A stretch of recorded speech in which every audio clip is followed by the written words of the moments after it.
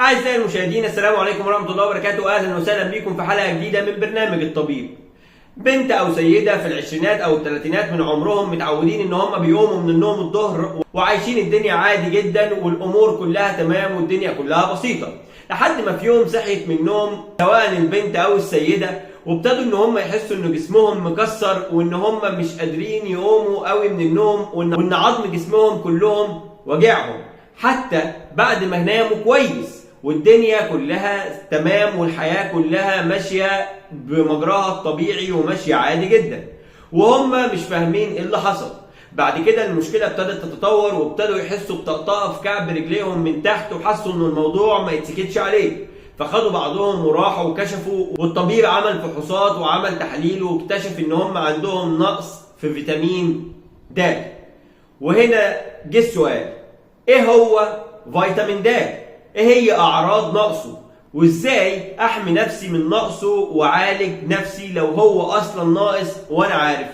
الحقيقه يا عزيزي هو ان احنا لما بنتعرض للشمس الجلد بيبدا انه يمتص اشعه الشمس عادي جدا، وبيبدا يستخدم اشعه الشمس دي كمصدر للطاقه عشان يعمل تفاعل كيميائي بيقدر من خلاله وبالتعاون مع الكبد والكلى انه يحول الكوليسترول اللي بيكون موجود جوه جسمنا لفيتامين د. وده فيتامين مهم جدا يا عزيزي لعمليات امتصاص الكالسيوم ولعمليات تنظيم مستواه في الدم وتنظيم مستوى الكالسيوم في الجسم بشكل عام والمحافظة على العظام. والدراسات الحديثة يا عزيزي أثبتت إن فيتامين د بيتحكم بشكل كبير جدا في مودك وفي مزاجك وفي صحتك النفسية وبيأثر فيها برضو. ومش كده وبس يا عزيزي، في ابحاث تانية برضو بتقول ان فيتامين د بيساهم بشكل كبير جدا جدا جدا وبيكون مسؤول عن تحسين المناعة وعن تحسين الاعصاب وعن تحسين صحة الاعصاب بشكل عام. فده يخلينا نقف ونسأل هنا، ايه هي اعراض نقص فيتامين د؟ الحقيقة يا عزيزي ان الاعراض كتيرة جدا. هات بقى ورقة وقلم يا عزيزي وتعالى اكتب معايا. رقم 1 آلام العظام وآلام العضلات. رقم 2 الإرهاق المزمن حتى لو أنت بتنام كويس. رقم 3 تساقط الشعر. رقم 4 الاكتئاب والمود الوحش. رقم 5 تسوس الأسنان وتأثر صحة الأسنان بوجه عام. وعلى المدى البعيد يا عزيزي بيبدأ يحصل عندك أمراض مزمنة في العظام زي مثلا كسور العظام اللي بتكون سهلة جدا، وكمان يا عزيزي ممكن يحصل تأخر في التئام الجروح وضعف في المناعة. كل دي أعراض لنقص فيتامين دي يا طبيب أو لنقص فيتامين د؟ يا عزيزي كل الأعراض دي أعراض نقص فيتامين دي، أعراض مسؤول عنها فيتامين واحد موجود في جسمك. طب إيه أسباب نقص فيتامين دي يا طبيب؟ عزيزي ان اسباب نقص فيتامين دي الاساسيه هي كالاتي: نقص التعرض لاشعه الشمس لفترات طويله جدا جدا، وخصوصا اشعه الشمس اللي بتكون موجوده في فتره الصبح اللي هي من الساعه 9 للساعه 10 ومن الساعه 3 للساعه 4 العصر. ومش كده وبس يا عزيزي، احنا كمان لقينا ان البشره الغامقه او البشره السمراء شويه بتاخد وقت اطول على ما تبدأ ان هي تمتص وتتعامل مع اشعة الشمس وتستخدمها في تصنيع فيتامين د. وكمان يا عزيزي لو انت ما بتاخدش فيتامين د في مصدر من مصادر اكلك، يعني لو انت مثلا ما بتحبش البيض او ما بتحبش صفار البيض او ما بتحبش الالبان ومنتجات الالبان اللي هي اساسا بتعتبر مصدر مهم برضو، فانت كده يا عزيزي ما عندكش اي مصدر خالص في حياتك تقريبا يكون غني جدا بفيتامين د. فازاي مش عايزه يبقى ناقص؟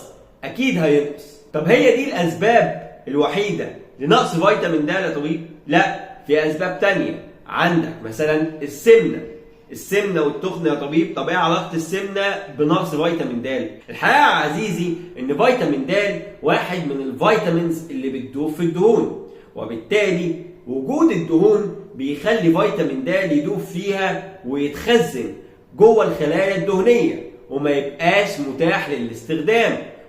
لا ده كمان الناس النباتيين او الناس اللي ما بياكلوش لحوم بيحصل عندهم نقص في فيتامين د على المدى البعيد.